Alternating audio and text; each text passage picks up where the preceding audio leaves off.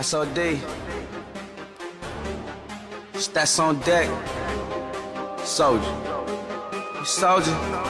Soldier. Sweat. Yeah, I like them fast cars. Yeah, I like them fast cars. Pull up in that black car. I love my Billy cause it's a fast car. I love my Billy cause it's a fast car. My niggas love to see them fast cars. I like fast money and fast cars. I like fast money and fast cars. I like fast money and fast cars. I love it. I'm going hard. I'm going in.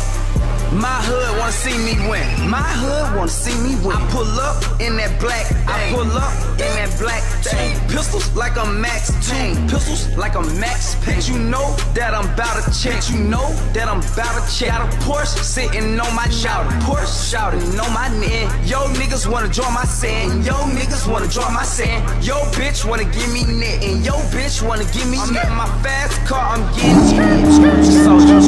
In my car, so arm and leg. My car costs an arm and leg. Bitch, I swag and I low post. SOD. Stats on deck. Soldier. You soldier. Soldier. Swag. Yeah, I like them fast cars. Yeah, I like them fast cars.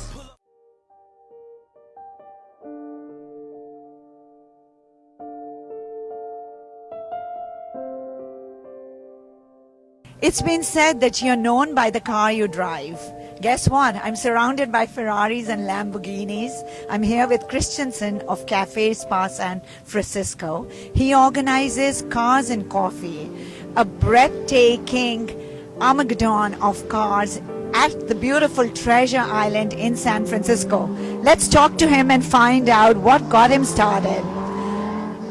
Christensen, could you tell us a little about this event? Sure. Well, thanks for coming. And we raise money for charity. There's a local charity called Gum Moon in San Francisco.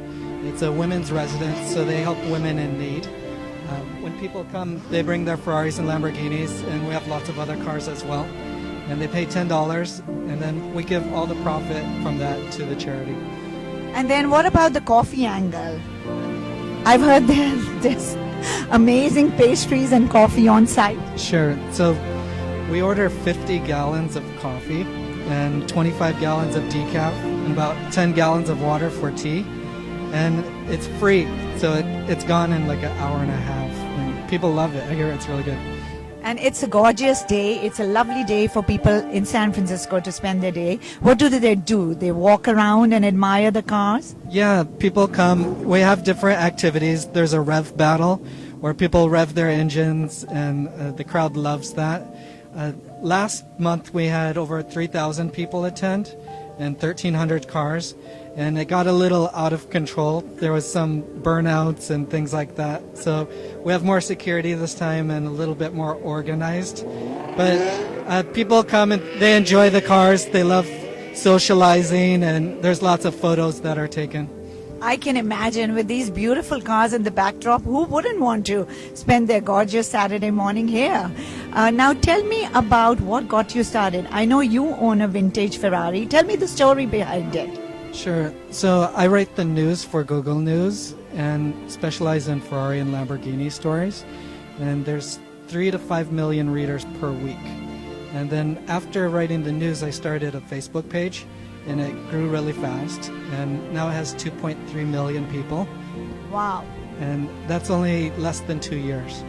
And after that, we started doing small events, and the events just keep doubling in size each time. So besides Cars and Coffee, do you have any other events? Some small super VIP kind of local dealers. So we work with Lamborghini San Francisco, Lamborghini Los Gatos, the Ferrari dealers here, and a lot of individual people. One of our favorites is Pagani. So it's a small Italian company that specializes in hypercars, and people really love the Pagani cars.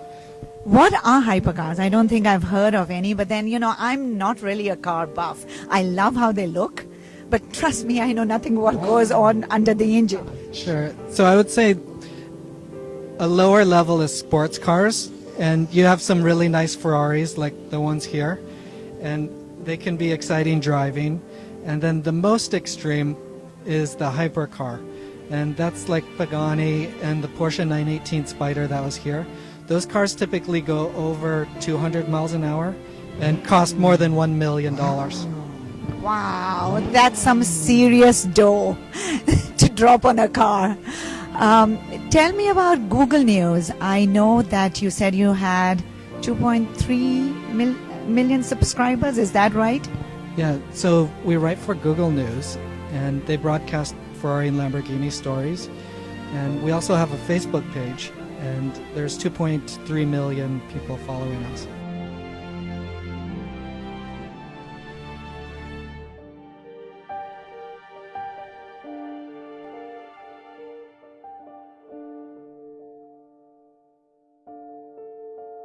Christensen, tell us a little about your sponsors. Sure. We work closely with Hilton San Francisco Financial District, and they really make everything happen. They're amazing. And we have a new sponsor called Shift, and it's another San Francisco company, and they've been helping us a lot as well.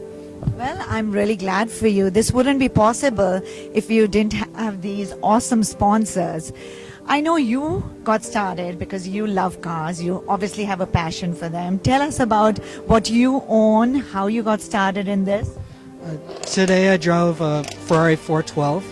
It's from 1986, and it's one of 17 cars, so it's a very rare car. And what makes it unique is it's the last model Enzo Ferrari, he's the founder of Ferrari, drove before he passed away. Wow! Isn't that amazing? That's so cool. There are only 17 cars and you own one of them. Is that correct? That's correct. And obviously it has to be red. It's red, so the color is called Rosso Corsa, and it has a 5-speed manual transmission. And how high can you take it up to? I don't break the law, so I'm a slow driver. That's a nice save right there. I bet you're doing some secret cruising in the neighborhoods when it's dark and nobody can nab you. I can say everyone at this event, they're very law-abiding citizens, and no one breaks the law here. No, not at all. Not even when you have a transmission that can go up to like 200 miles an hour. Right.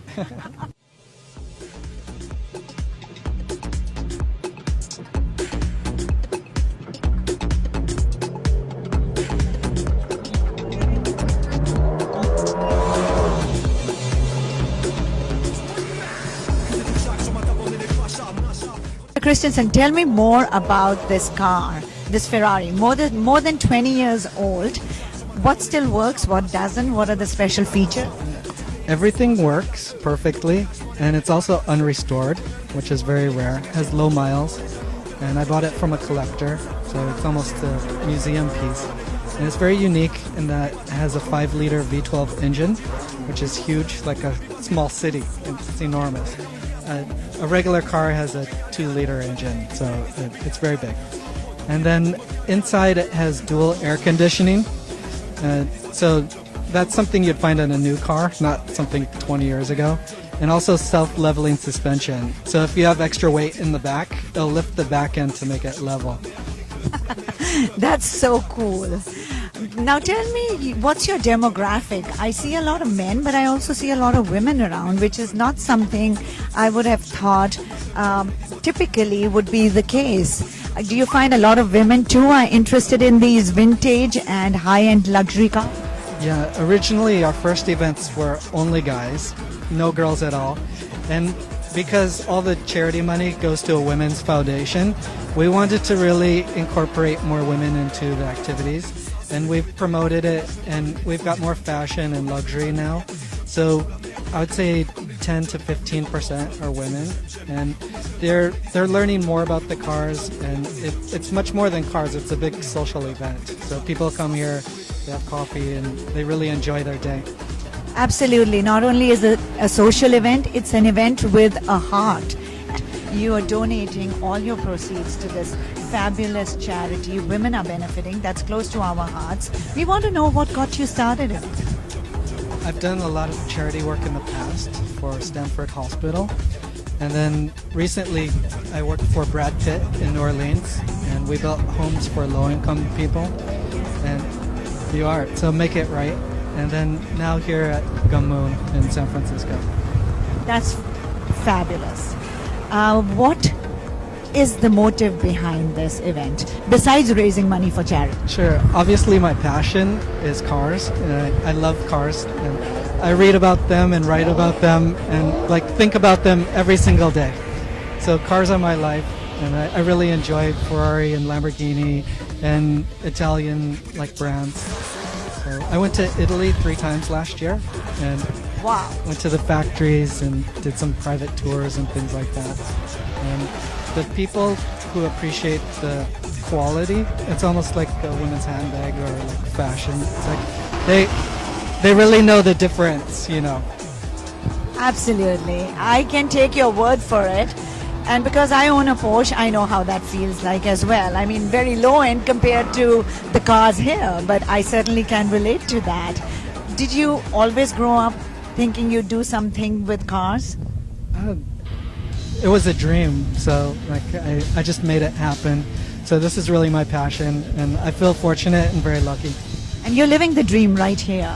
How many people typically attend these events?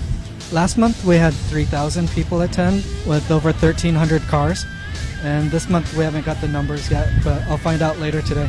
And this is really just a place that you want people to hang out, discuss cars, talk about cars, meet other people. Yeah, that's right. So every month it's usually the same group, and I'll just invite all of my friends. A lot of them are in technology, so they work really hard, and this is the only break they really have. And it's the time that all of us can come together and really enjoy. So 2,000 of your groupies collect here regularly. That I have unlimited data and talking on my phone, and I'm on it constantly every day. I can believe that. Now, tell us more about some of the more expensive cars here. What is the most expensive tag on a car that's been exhibited today? We have lots of expensive cars. The one that I liked the most today was the Porsche 918 Spyder, and that's over $1 million. You can knock me down right now with a feather. And last time we had a Pagani Huayra, and that's $2 million. So we get some very expensive cars here. That's some incredible dough to drop on a car. But, you know, car owners are crazy about their cars. Sure. And people think it's a lot of money, but it can be a good investment. The Ferrari, they made a LaFerrari, which is their flagship model, and the price they sold it was 1.4 million, and it instantly went up to 3.3 million. So the market value is much higher than what people paid.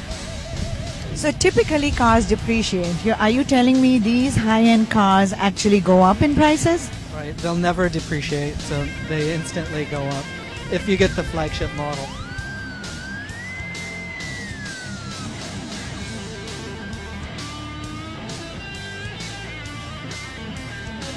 This is what you need to do now. Stash away your secret savings and plunk them down on a vintage model that appreciates, never depreciates. You can find all this out and more with Christensen at Cafe Spa. The website is cafespa.com. Check it out for the next event happening right here in Treasure Island in San Francisco.